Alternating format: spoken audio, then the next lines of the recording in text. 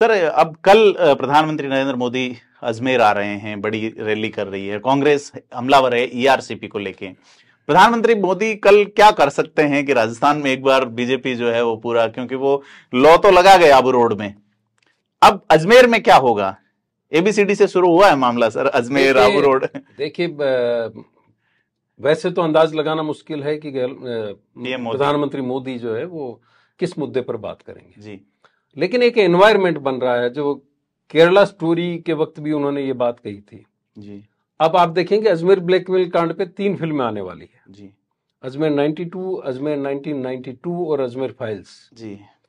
आप हो सकता है कल जी, अजमेर को ये याद दिला जाए कि 1992 में जी, उन महिलाओं को, उन लड़कियों को जो अब महिलाएं बन चुकी है, उनकी बड़ी तादाद थी, उनके साथ कुकर्म करने वाले कौन थे, ब्लैकमेल करने वाले कौन थे, और उनको किस तरह से कांग्रेस के नेताओं ने प्रोटेक्ट किया था। ये सवाल वो उठा सकते हैं। और जो प्राइम मिनिस्टर बोलेंगे तो ऐसा नहीं कि वो वेग में बोलेंगे, ये सारी सब चीजें जो है वो ऑन रिकॉर्ड रही है।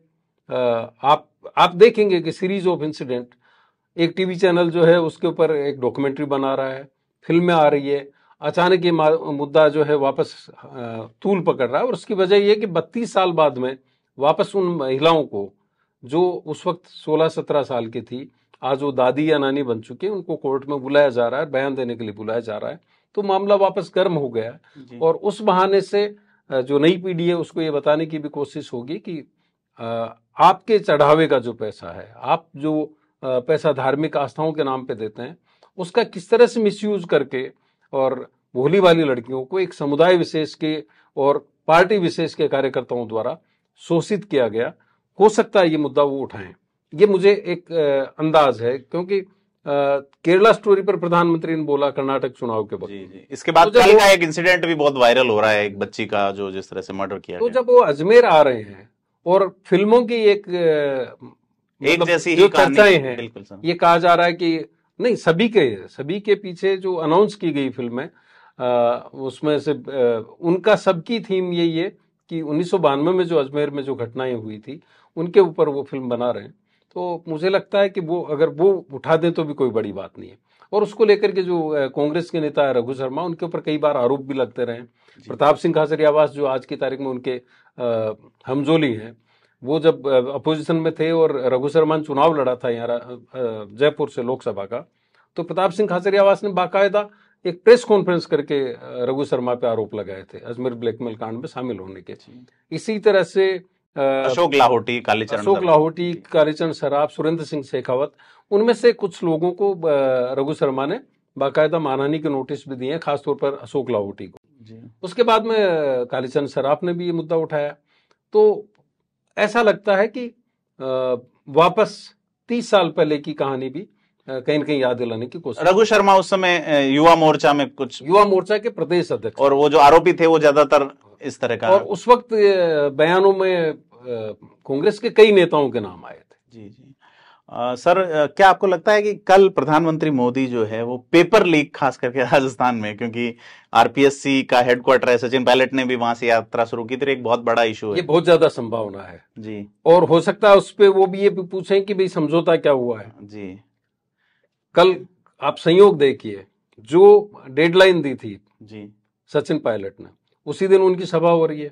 उससे पहले ये खबर आ गई कि भाई कांग्रेस में ऑल इज वेल। तो आरपीएससी का केंद्र है, पेपर लीक बड़ा मुद्दा बना हुआ है, और हो सकता है कि 30 साल पुरानी बात करने के बजाय वो 3 महीने पुरानी बात पर जाए। ये सिर्फ अंदाज लगा रहे हैं कि चूंकि अजमेर ब्लैकमेल कांड को लेकर के फिल्में और जो सीरीज और इसको लेकर के चर्चाएं हो रही है, इसलिए एक अंदाज है। लेकिन आज की तारीख में जो ताजा मामला है वो पेपर लीक है, और पेपर लीक के दोनों जो केंद्र हैं, वो आप चाहे अधिनियम सेवा बोर्ड की बात कर लें, चाहे आप आरपीएससी की बात कर लें, उनका सेंटर पॉइंट अजमेर। जी। सर, एक मुद्दा ईआरसीपी है, अजमेर का ही इशू था पहले, उसको लेके क्या बीजेपी कोई बड़ा प्लान लाने के विचार में है, या कांग्रेस किस तरह से? क्योंकि कल सचिन पायलट उसी इलाके में टोंक में कल वो है, सचिन पायलट भी ईआरसीपी पे बोल चुके हैं, महेश जोशी बोले हैं, अशोक गहलोत बोल रहे हैं, तो क्या उन 13 जिलों में पेयजल को लेके क्या कोई बड़ा ईआरसीपी को लेकर के आप देखेंगे कि केंद्र सरकार की तरफ से स्टैंड पहले ही क्लियर कर दिया गया जी। खुद जल शक्ति मंत्री गजेंद्र सिंह शेखावत उन्होंने कहा कि नदी जोड़ो योजना के तहत वो बिना सरकार का, बिना स्टेट का पैसा लगवाए हुए केंद्र सरकार ने इसकी योजना बना ली है। और ईआरसीपी को लेकर के भी जो मामले आ रहे थे कि सब आपको दूसरे स्टेट को एग्री करना होगा, तो उनका यह था कि केंद्र इस योजना को पूरी करवाएगा, वो उस प्लान के तहत करवाएगा, उसमें किसी तरह के विवाद भी खड़े नहीं होंगे और उसमें स्टेट का पैसा भी खर्च नहीं होगा। लेकिन ये बड़ा मुद्दा है, आप 13 जिलों का मामला है, कई कॉन्स्टिट्यूएंसीज इससे प्रभावित होती है, तो निश्चित रूप से इस पर राजनीति तो होगी और कांग्रेस इसको अपने तरीके से उठाने की कोशिश करेगी। उसका जवाब प्रधानमंत्री क्या देते हैं, ये देखने वाली बात हो।